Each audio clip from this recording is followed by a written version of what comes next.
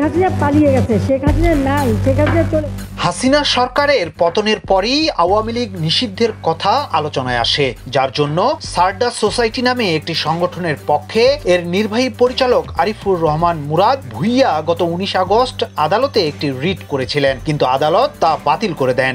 আইন, বিচার ও সংসদ বিষয়ক উপদেষ্টা আসিফ নজরুল বলেছিলেন, রাজনৈতিক দল হিসেবে আওয়ামী লীগকে নিষিদ্ধ করা সমীচীন হবে না। সম্প্রতি এই বিষয়টি নিয়ে সাংবাদিক খালিদ মহিউদ্দিনের সাথে কথা বলেন অন্তর্বর্তী সরকারের তথ্য ও সম্প্রচার উপদেষ্টা মোহাম্মদ নাহিদ ইসলাম। এক প্রশ্নের জবাবে নাহিদ বলেন, আওয়ামী লীগ ফ্যাসিজম ও মানুষ মারার সঙ্গে জড়িত, তার বিচার কার্যক্রম এখনো চলছে, দল হিসেবে তাদের রাজনীতি করার কোনো অধিকার নেই।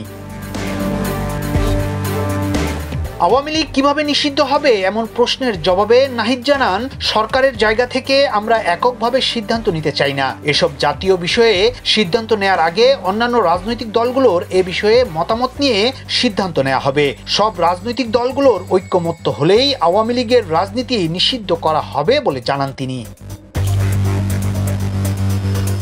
এদিকে বৈষম্য বিরোধী আন্দোলনের মাস্টারমাইন্ড হিসেবে বিশ্ব মঞ্চে মাহফুজ আলমকে পরিচয় করিয়ে দিয়েছেন অন্তর্বর্তীকালীন সরকারের প্রধান উপদেষ্টা ডক্টর মোহাম্মদ ইউনূস। এ বিষয়ে নাহিদ জানান, ছাত্র আন্দোলন একটি সাধারণ শিক্ষার্থীদের জায়গা, এখানে বিভিন্ন রাজনৈতিক নেতারাও উপস্থিত ছিলেন। এই আন্দোলনে একক কোনো নেতৃত্ব ছিল না, সাধারণ মানুষ এটাকে এগিয়ে নিয়ে গেছে।